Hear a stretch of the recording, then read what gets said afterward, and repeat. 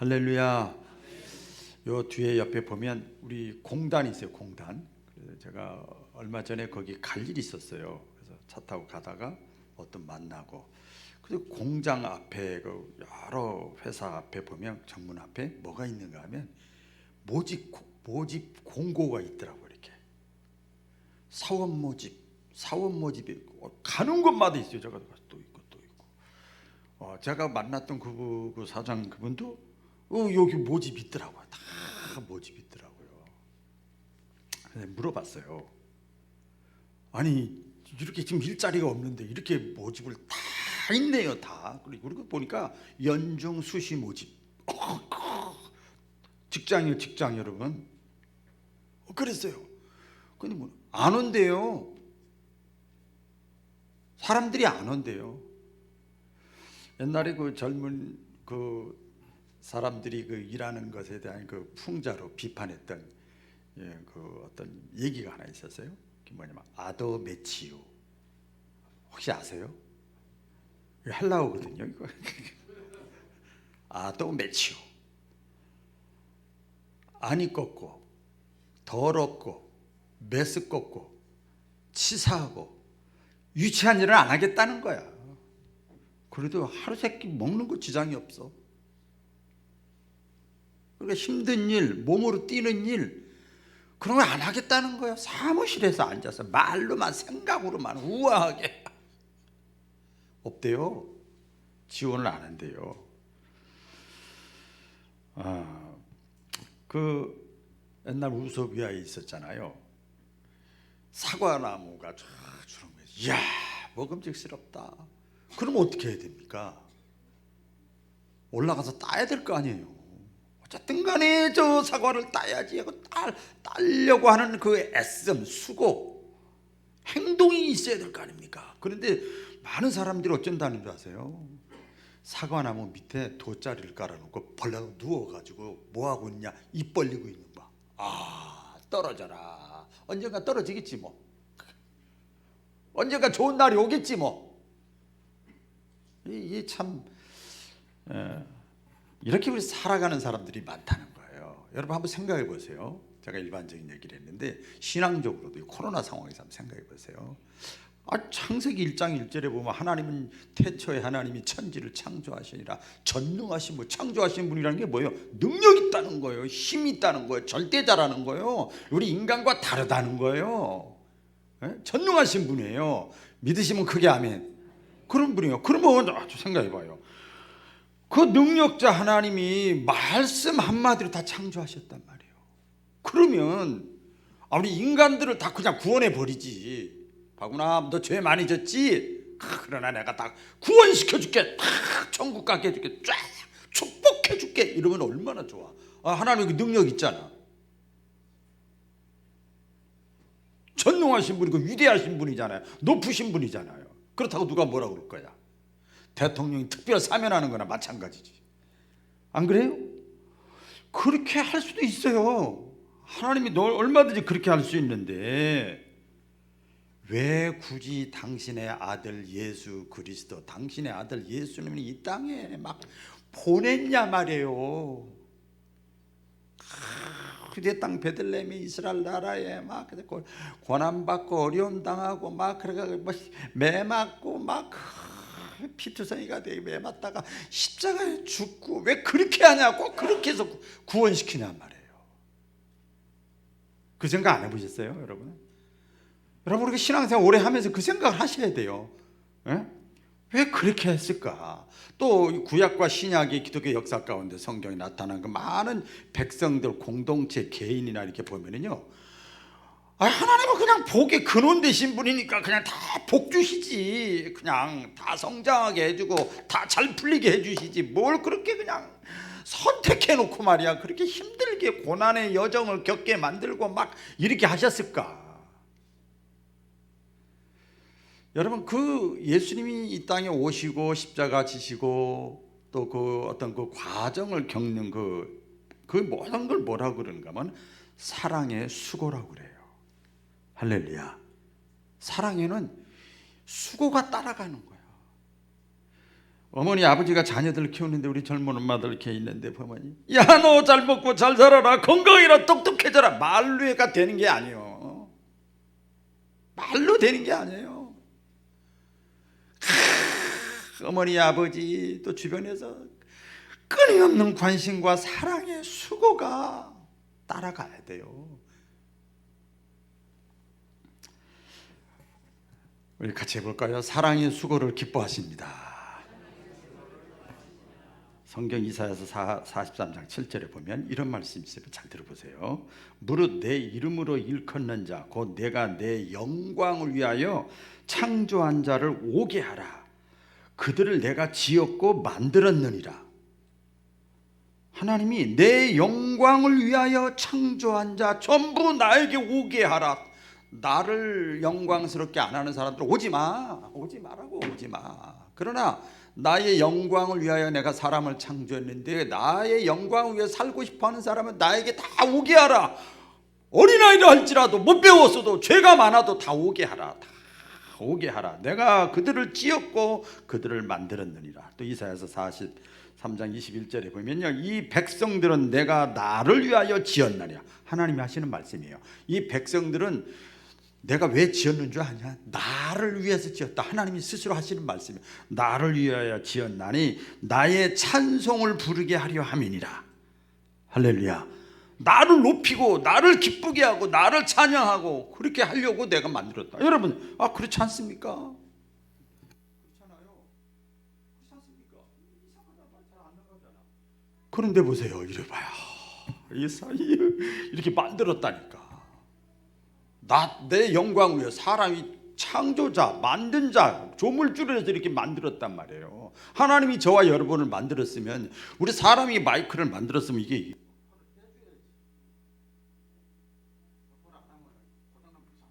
고장나면 이상하잖아요. 똑같습니다.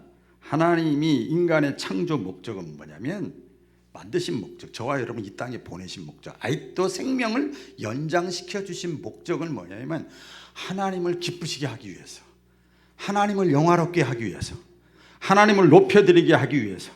할렐루야.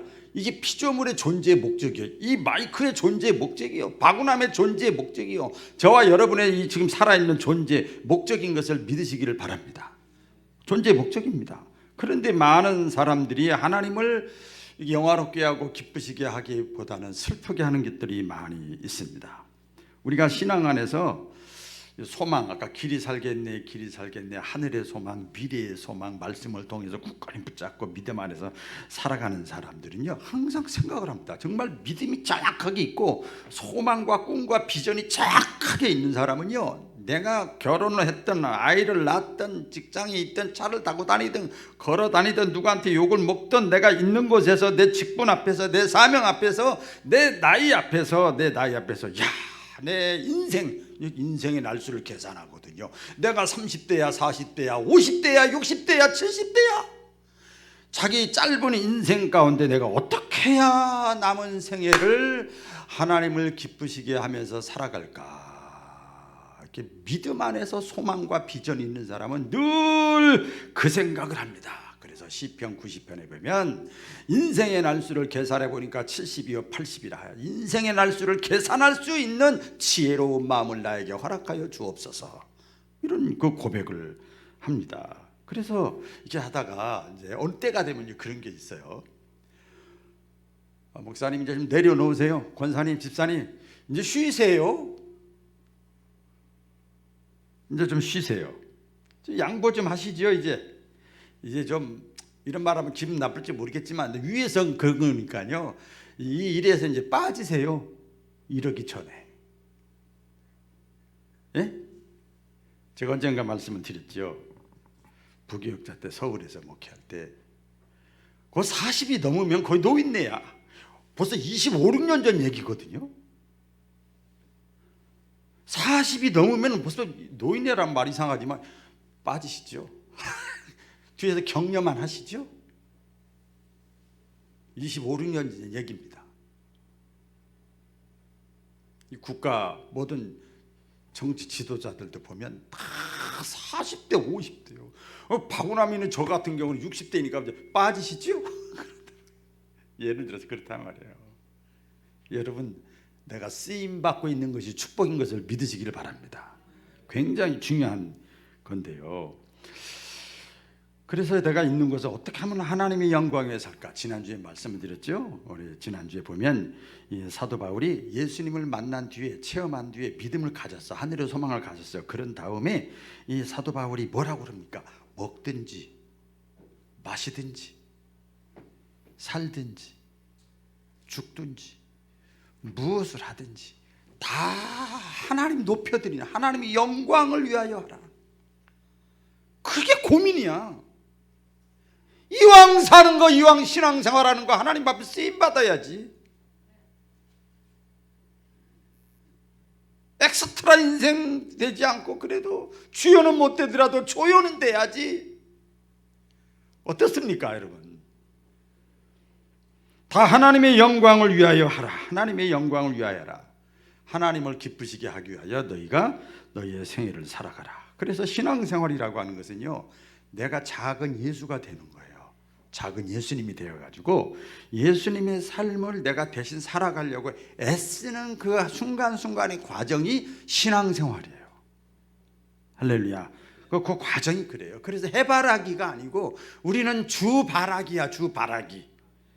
주님이 살아간 것처럼 주님이 성품을 담고 주님이 행동한 것을 나도 해보려고 내가 있는 곳에서 똑같이 주님같이는 못한 자 알지라도 작은 예수가 돼서 스몰 사이즈 예수님이 돼가지고 내가 살아가는 거예요.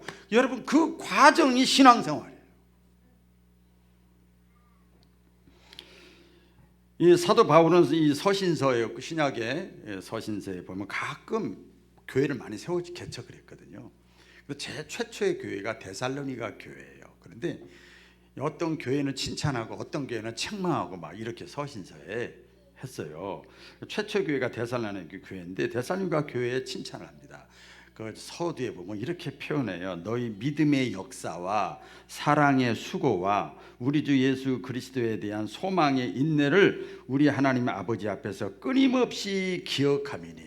그래서 믿음의 역사와 그 다음에 소망의 인내와 그 다음에 사랑의 수고가 너희 안에서 있다는 소리를 듣고 내가 하나님께 감사하고 하나님 앞에 중보기도를 한다. 할렐루야. 그렇게 그러면서 이 데살로니가 교회에 믿음, 소망, 사랑의 역사가 다 있어서 칭찬합니다. 우리 익산 바울교회도 그런 칭찬 듣는 교회가 되어지기를 진심으로 바랍니다. 네, 그래요. 고린도전서 근데 13장 13절 이하에 보면 뭐라고 그랬죠? 우리 예수 믿는 사람, 신앙생활하는 사람들이 세 가지가 필수로 있어야 돼요. 그게 뭐냐? 첫째는 믿음, 따라해보겠습니다. 믿음. 둘째는 뭐예요? 소망에 따라해보겠어요. 소망. 세 번째가 있는데 그게 가장 중요한 거랍니다, 여러분. 그게 뭘까요? 사랑이에요. 믿음, 소망, 사랑은 세 가지는 항상 있을 것인데 그 중에 으뜸은, 제일은, 최고봉은, 최우선순위로 관심을 가져야 될 것은 사랑이라. 이렇게 말씀을 했어요. 그렇게 분명히 말씀을 합니다.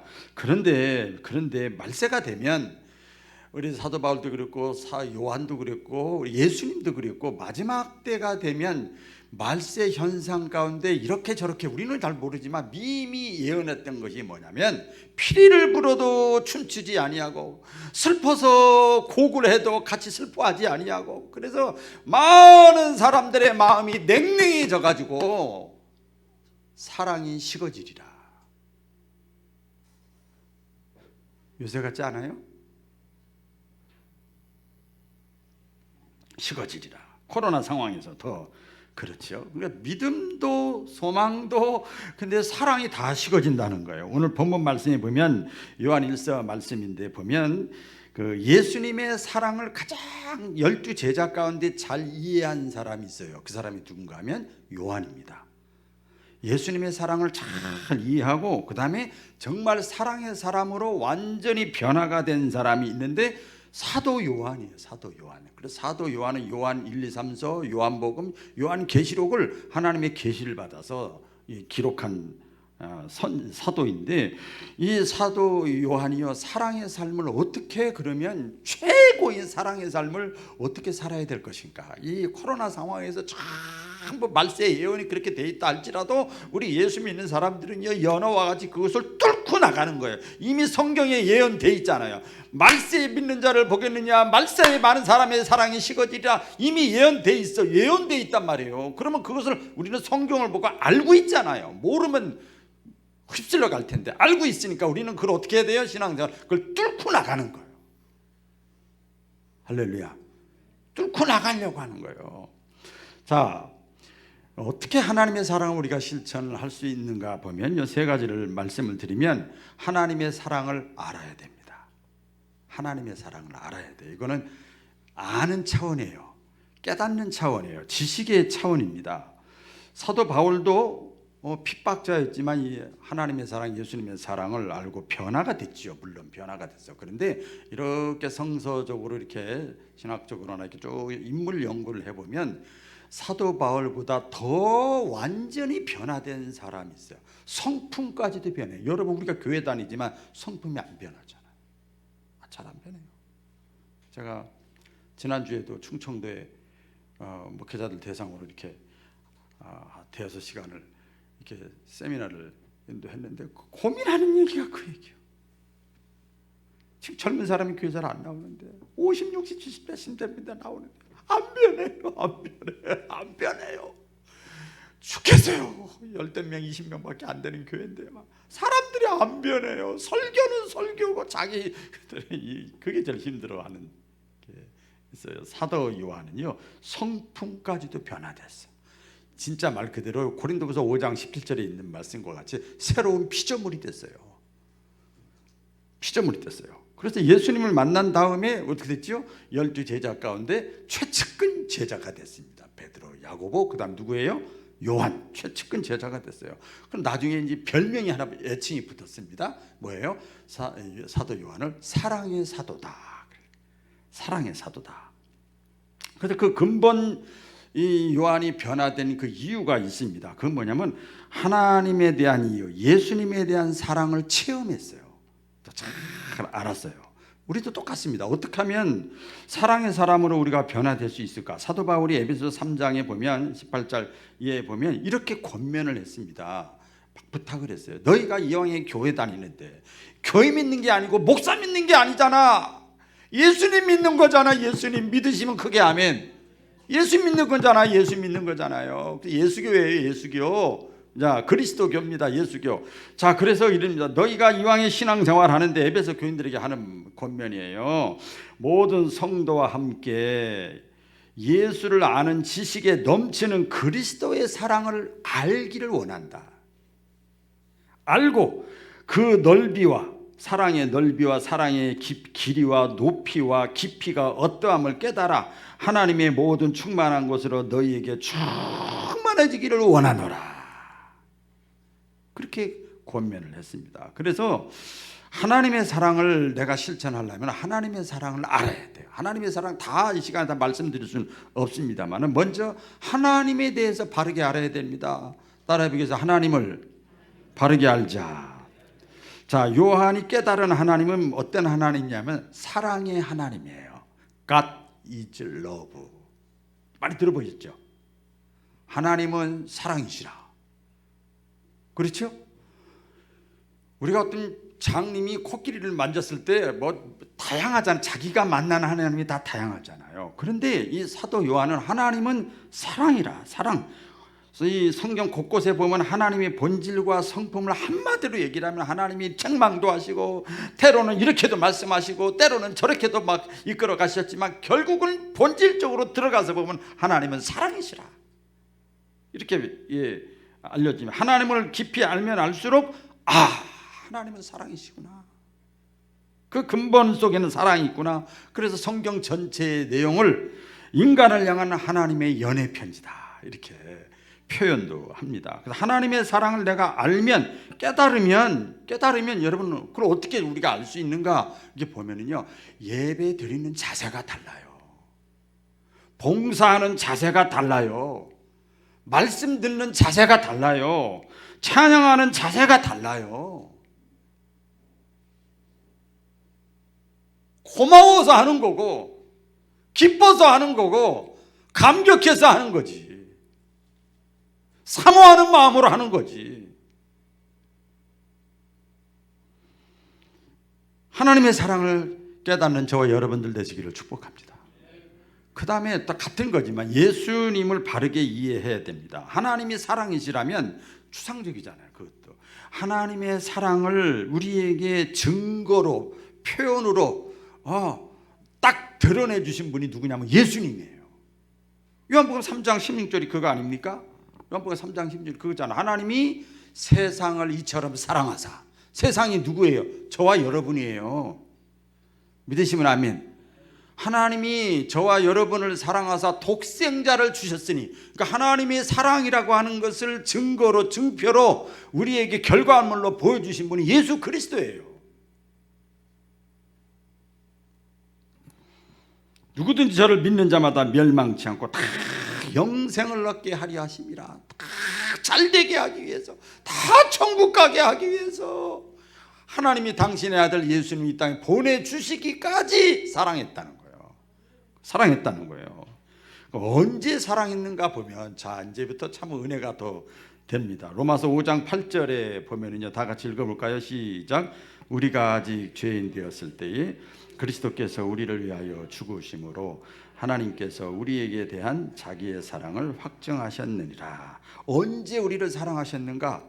자, 보세요. 언제 저와 여러분을 사랑하셨는가 보니까 아직 뭐 되었을 때? 죄인 되었을 때. 이 죄인이라고 하는 그 원뜻을 보면은요, 허물이 많아, 약해, 아직 모자래, 부족해, 그냥 범죄하고 원망하고 불평하고, 그럴 때 사랑했다는 거예요. 믿으시면 아멘. 그래서 우리가 그 하나님의 사랑에, 주님의 사랑에 감격하는 거지요. 그래서 교회를 상징하는, 어떤 기독교를 상징하는 십자가나 이 십자가의 죽음을 우리가 이렇게 묵상을 하면요, 예수님의 사랑을 느낄 수가 있어야 됩니다. 그래서 상징적으로 딱 있는 거지요. 예수님이 말씀하셨잖아요. 너희 중에 사랑할 만한 사람을 사랑하는 것은 이방인도 한다. 좀 격한 표현 해볼까요? 개, 돼지도 한다. 동물들도 한다는 거예요. 깡패들도 한다는 거예요. 강도들끼리도 자기들끼리 사랑하는 거예요. 그거 사랑이 아니라는 거예요. 사랑할 수 없는 사람, 우리가 아직 죄인 되었을 때, 허물이 많을 때에, 또 말씀드려야 되겠네. 가끔 제가 심야기도 때 말씀드리는데, 그 작은 교회 목사님들이 이렇게 할 때 10명, 20명 놓고 4년, 5년, 7년 있어요. 거의 불신자라고 생각해라. 명칭은 집사님도 있고 권사님도 있지만 불신자라고 생각해라. 아주 어린아이라고 생각해라. 그렇게 생각하고 다가가라. 다가가라. 그 과정이 중요하다. 이렇게 말씀을 나눴던 기억입니다. 하나님의 사랑을 우리가 지식적인 차원에서 이해하고 깨닫고 알아야 우리가 사랑의 실천자가 될 수 있음을 믿으시기를 바랍니다. 두 번째는, 자, 안다고 되는 것이 아니라 하나님의 사랑에 거하여야 됩니다. 이 경험의 차원이에요. 체험이라고 그러죠. 기독교에서 체험의 차원입니다. 우리가 이제 체험하는 거예요. 경험하는 거예요. 성경이 말하는 하나님의 사랑은 뭐냐? 말씀드릴 수 없습니다만 한마디로 얘기하면 용서해 주는 거예요. 용서해 주는 거예요. 자녀를 키워보면 엄마 아버지는 무슨 모습인지 딱딱 알아들 거야. 꼴꼴이 맞아. 용서해 준 거야, 내 자식 내가. 저도 목회를 좀 해보니까요, 결국은 용서밖에 없어. 그게 사랑이야. 그걸 다른 말로 용납해 준다 그래요. 받아줘. 이 받아주는 거예요. 받아주는 거예요. 용서함을 경험하는 거예요. 용서함을 내가 경험한 사람이 다른 사람을 용서할 수가 있어요. 하나님의 사랑을 가장 잘 표현한 것이 뭡니까? 그래서 예수님이 비유로 말씀했죠. 탕자의 비유예요. 아시죠? 탕자의 비유. 성경 전체에 흐르는 하나님의 마음을 한마디로 말하면 용서다. 용서. 성경이 보여주죠. 끊임없이 죄를 짓는 인간을 심판하지 않고 용서하시고 다시 기회를 주고 다시 기회를 주고 끝까지 기다리고 밤에도 기다리고 낮에도 기다리고 계속 기다리는 거예요. 계속되는 죄를 짐에도 불구하고 그래도 포기하지 아니하시고 새로운 기회를 주시는 분이요. 끊임없이. 우리 구약과 신약에 많이 있습니다만은 요나 보면요, 하나님의 부르심을 받고 하나님이 가라는 대로 안 가고 자기 스타일대로 일하는 거예요. 그래서 엉뚱한 데 가서 일을 하는 거예요. 그게 겉에서 볼 땐 주의 일하러 가는 거죠. 다시스로 가서 내가 복음을 전하리이다. 겉에서 볼 땐 주의 일이지만 하나님이 볼 땐 도망가는 거예요. 잘 들으셔야 돼요. 우리가 도망가는 거예요. 도망가는 거. 이 요나를 하나님 포기하지 않으시고 배도 준비하시고 고기도 준비하시잖아요. 그렇죠? 다시 사명자로 삼으시는 것이 하나님의 사랑이에요. 구약에 보면 사랑의 선지자가 있어요. 누구죠? 호자 들어가는데 호세아가 있어요. 호세아가 아내 이름이 누군가 하면 고멜이요. 고멜인데, 결혼을 했으면 이 남편한테 올인하고 서로 알콩달콩 해야 되는데 남편 살아보니까 별거 없거든. 그러니까 자꾸 밖에 나가서 엉뚱한 남자 만나가지고 바람 피는 거예요. 가서 애까지 낳고 와 막 이래요. 그 어떻게 용서가 돼? 난 진짜 하나님 나 용서 못해. 나 그러면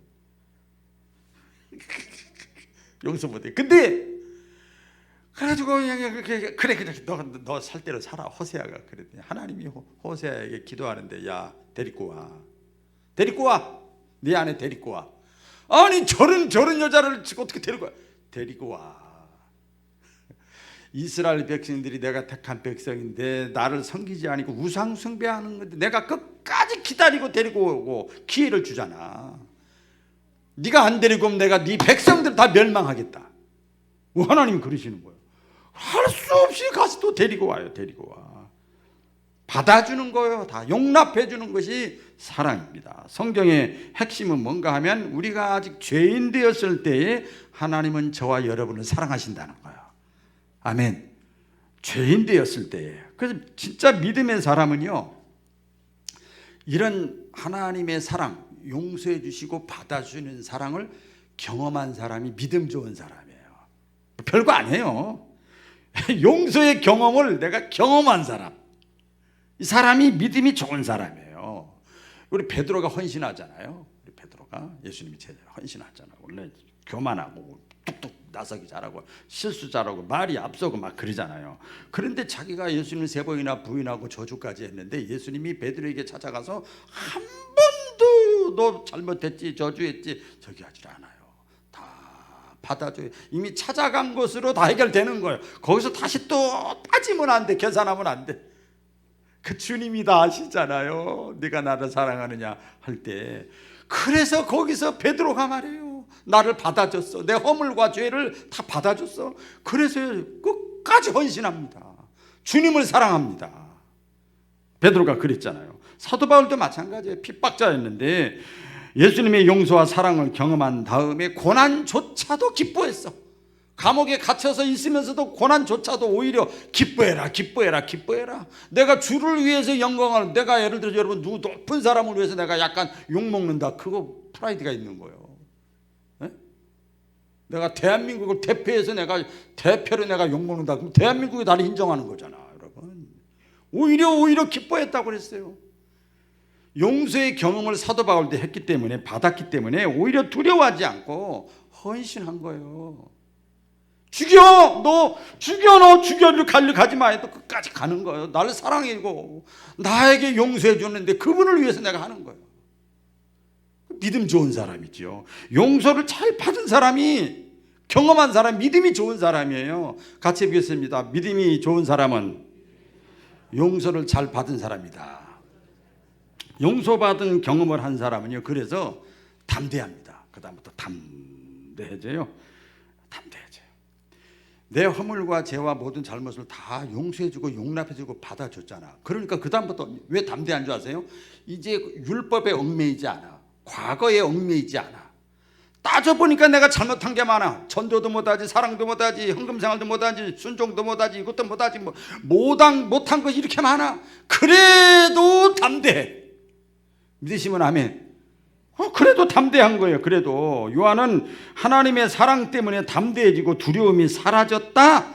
그렇게 고백을 합니다. 끝까지 또 죽여 예수 믿으면 죽여. 그러니까 도망가고 다른 제자들은 다 순교했는데 순교도 안 하고 안 되고 막 도망가서 요한복음, 요한 1, 2, 3서 나중에 반모성까지 가가지고 요한계시록을 쓰면서 외롭지, 혼자야, 아무도 없어, 무인도 같은 데서.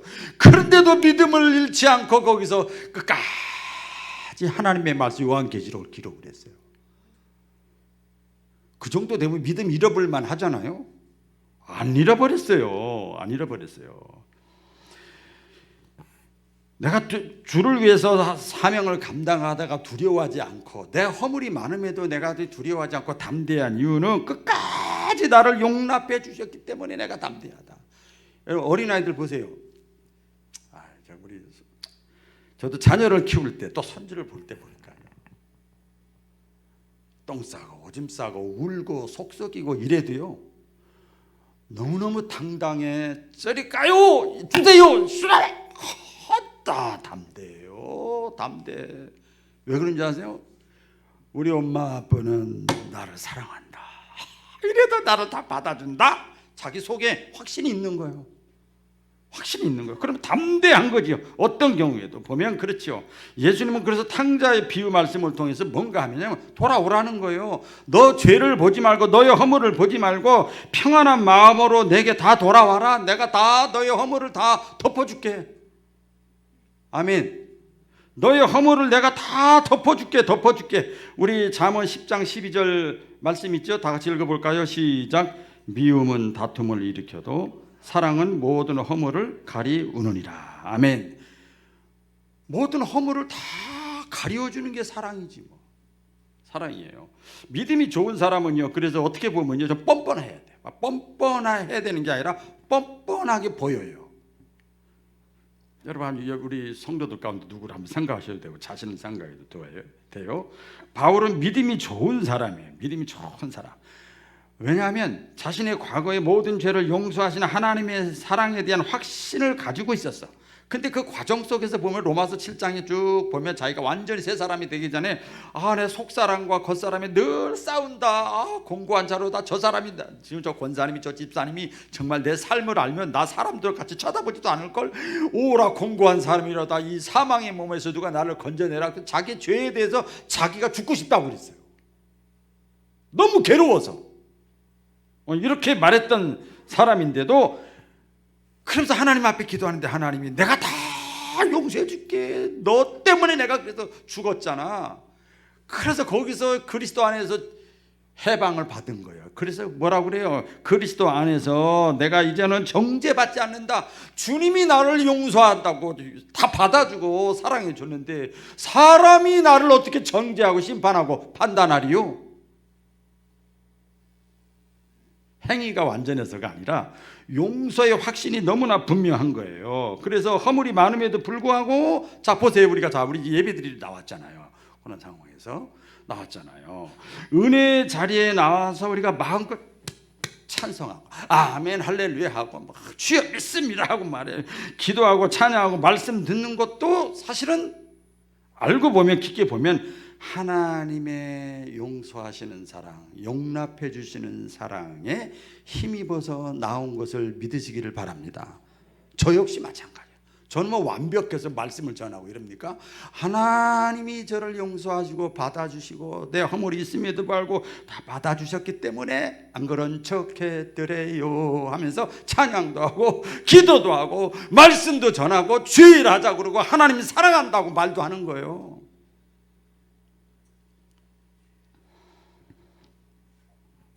하나님에 대한 사랑의 확신이, 경험이 있어야만 담대해지는 겁니다. 행복한 신앙생활이 가능한 거지요. 흔들리지 아니하고 평안하고. 이 코로나 상황이 와도 조심을 하시라니까요. 그러나 평안하고 담대한 거예요, 여러분. 그러면 지금 2단계인데 만약 2.5단계, 3단계까지 갔으면 여러분 어떻게 할 거예요? 식사도 안 할 거예요. 그제 보니까 그 나오더만요. 가족끼리도 멀리하세요. 이렇게 나오더라고. 질병 빨리 뭐될 수만 있으면 가족끼리도 멀리하세요. 요 2주간만 맨날 2주간이야. 그렇게 얘기를 해요.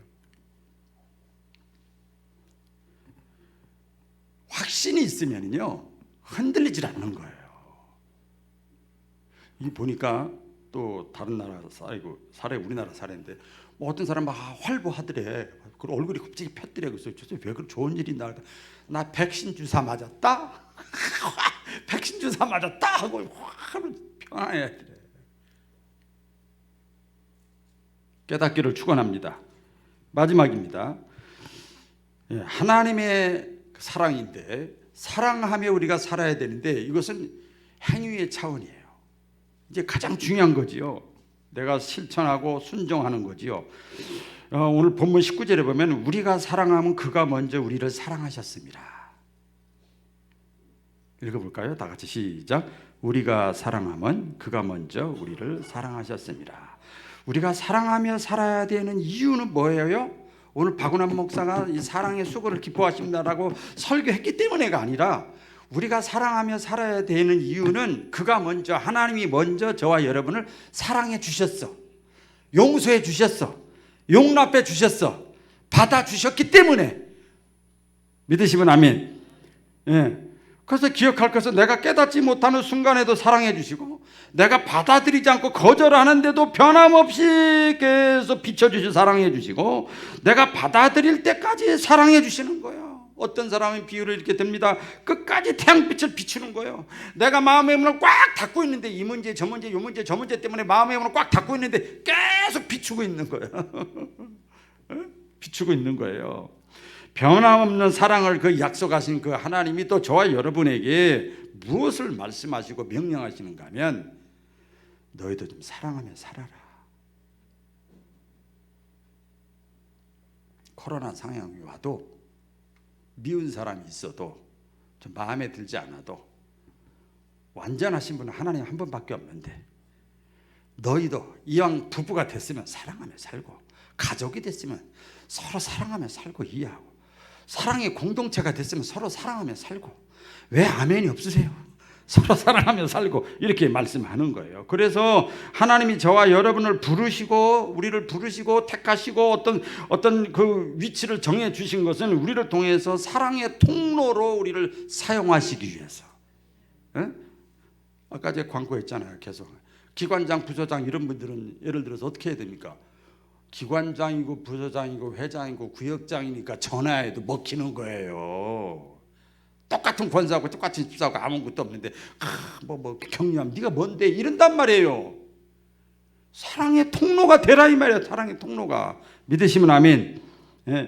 오늘 그 요한일서 4장 21절에 보면 그랬잖아요. 우리가 이 계명을 주께 받았나니 이 계명이 뭐예요?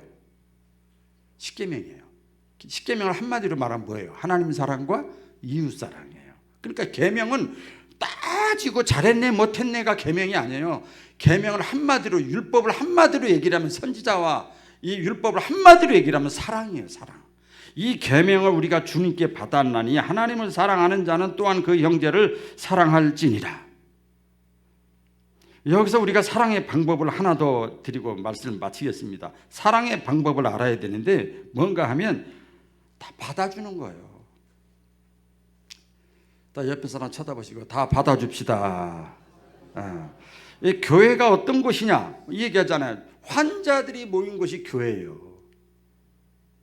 죄인들이 모인 것이 교회입니다. 그래서 베드로전서 4장 8절에 무엇보다 열심으로 서로 사랑할지니 사랑은 허다한 죄를 덮느니라 그랬어요. 형제의 허물을 덮어주는 것이 죄를 잘못한 것을 그래 할 수 없지 뭐 방조하는 것이 아니라 판단과 처리는 하나님께 맡기라는 거예요. 이제부터 깊게 잘 들어야 되는데 사랑의 방법입니다. 하나님은 살아계십니다. 하나님은 공의의 하나님이십니다. 믿으시면 아멘이에요. 저 가끔 기도할 때 하나님은 살아계십니다. 이게 너무나 확신이 있는 거예요. 하나님은 공의의 하나님이십니다. 보면 이스라엘 백성들이 원망하고 불평했을 때 모세가 화가 났어요. 사람이니까. 하나님의 저것들 내가 그냥 그랬으니까 하나님이 그러지 말어. 네가 그러지 마. 네가 왜 그래? 그러면서 하나님이 야 내가 할게. 그 허물과 잘못 네가 손대지 마. 내가 할게. 그 선악의 판단은 하나님이 하시는 거예요. 믿으시면 아멘. 아담과 하와가 왜 뭘 잘못했어요? 선악과를 따먹었다는 거. 자기가 하나님이 같이 되려고 한 거지요. 노아가 술 먹고 포도주 술이죠 먹고 하체가 다 드러나고 누웠잖아요. 믿음의 사람인데도 실수할 수 있어요. 잘못할 수 있다니까요. 그런데 어떻게 됐어요? 함 빼고 야벳 셈하고 야벳은요. 그걸 허물을 어떻게 했다고 그랬어요? 뒷걸음치고 보지도 않고 덮어준 거예요. 가려준 거예요. 그 잘했다는 게 아니에요. 근데 함은 어떻게 됐어요? 자기가 하나님이 돼가지고 막 여기저기 나발을 물고 다니는 거예요. 가까운 사람, 부부, 가까운 친척. 이게 그 사람이 믿음이 다 떨어지는 거야. 그 얘기 듣는 사람이. 한 사람 전도하기도 힘든데. 더 나아가서 예수님은 원수까지도 사랑하렵니다. 원수를 사랑한다. 야, 이것은요. 원수들이 행한 것이 옳다는 것을 묵인하라는 것이 아니라 그 처리도 하나님께 맡기라는 거예요. 로마서 12장이죠. 자, 우리 보면 19절 다 같이 시작. 내 사랑하는 자들아 너희가 친히 원수를 갚지 말고 하나님의 진노하심에 맡기라. 기록되었으되 원수 갚는 것이 내게 있으니 내가 갚으리라고 주께서 말씀하시느니라. 내가 주인이 되어서 내가 판단하고 내가 행동하지 말고 하나님께 맡겨버리라는 거예요. 어떤 목사님이 그렇게 말씀하시더라고요. 옛날에 돌아가셨는데 가장 무서운 기도가 무슨 기도인 줄 아시냐고. 뭔가 이게 책에서 보니까 가장 무서운 기도는 끝까지 하나님 저 사람 돌아오게 해주세요. 새 사람 되게 해주세요. 하나님 더 하나님 뭐 사람 보고 하지 말고 저 사람을 통해서 하나님 영광이 드러나게 해주세요. 계속 중보 기도하다가 변화가 안 되네. 그래서 이제 기도를 하는데 하나님 저 이제 손 들었어요. 하나님이 저 사람 알아서 하세요. 이게 제일 무서운 기도래요. 포기하는 거, 손 놓는 거죠. 예? 여러분 다윗이 사울의 잘못을 알지요. 근데 얼마든지 죽일 수 있었어요. 죽일 수 있는 기회가 있었어요. 심판할 수 있는 기회가 있었지만 어떻게 했어요? 부하들이 죽이자고 그럴 때 다윗이 어떻게 합니까? 아니야. 선악의 판단은 이건 하나님께 맡기는 거야. 하나님께 내가 어떻게 죄를 질 수 있어? 분명히 사울이 잘못했지만 이게 용서의 방법이고 이게 사랑의 방법이요. 사울을 붙잡고 I love you 뽀뽀는 안 했지만 이게 사랑이에요. 예수님도 마찬가지죠. 가룟 유다의 잘못을 뻔히 알잖아요. 당장 나가서 할 것도 예수님은 다 알고 계셨잖아요. 그래도 끝까지 안 그런 척 했더래요 했을 때 끝까지 말씀으로 기회를 주셔요. 자, 그런데 어떻게 했지요? 결국은 사울도 가룟 유다도 하나님이 다 판단하시고 처리하셨어요. 그러니까 저와 여러분은 뭐죠? 우리는 그저 할 수만 있으면 우리의 사명은 사랑의 수고를 아끼지 말아야 돼요. 사랑 우리가 말하면 자꾸 사랑을 나 못하겠어요. 뽀뽀하고 포옹하고 이런 거 하지 말라니까요. 여기 고린도서 13장이 나오잖아요. 온유하고 같이 대들지 말고 성내지 말고 참고 믿어주고 변화되기를 바라고 모든 것을 견디는 게 사랑이래요. 교회 안에서나 가정에서도 마찬가지예요. 로마서 12장 2절 말씀이잖아요. 너희는 이 세대를 본받지 말고. 이 세대는 뭐예요? 참 인과응보로 하지만 본받지 말고 오직 마음을 새롭게 함으로 변화를 받아 하나님이 선하시고 기뻐하시고 온전하신 뜻이 무엇인지를 분별하도록 하라. 그래서 예수님은 우리를 구원하시기 위해서 기꺼이 사랑의 수고를 하신 분이에요. 원래 안 하려고 그랬거든요. 이 잔을 내게서 옮기시옵소서 했어요. 그러나 기꺼이 십자가에 죽기까지 사랑의 수고를 아끼지 않으셨어요. 그러니까 어떻게 보면 신자가 어떤 사람이냐? 신자, 우리 예수 믿는 사람. 신자는 바로 그 사랑의 수고의 죽음, 희생을 받은 사람들이에요. 사랑에 빚진 자라 이 말이에요. 우리가 사랑을 받은 사람이에요. 다시 말씀드리죠. 그래서 요한이가 그러잖아요. 요한복음상 19절에 요한이 있어요. 우리가 사랑하는 이유는 사랑하는 것은 그가 먼저 나를 사랑하셨기 때문이다. 가뜩이나 이기적이고 자기중심적이고 이런 코로나 시대에 사랑이 다 식어지는 시대에 우리가 살아가고 있는데, 그럼에도 불구하고 믿음보다 소망보다 더 최고의 가치 있는 게 뭐냐? 사랑의 수고를 하는 거예요. 사랑의 수고. 기꺼이, 때로는 의무적으로라도, 때로는 억지로라도 사랑의 수고에 우리가 실천하고 참여한다면 하나님이 얼마나 기뻐하실까. 기도하겠습니다.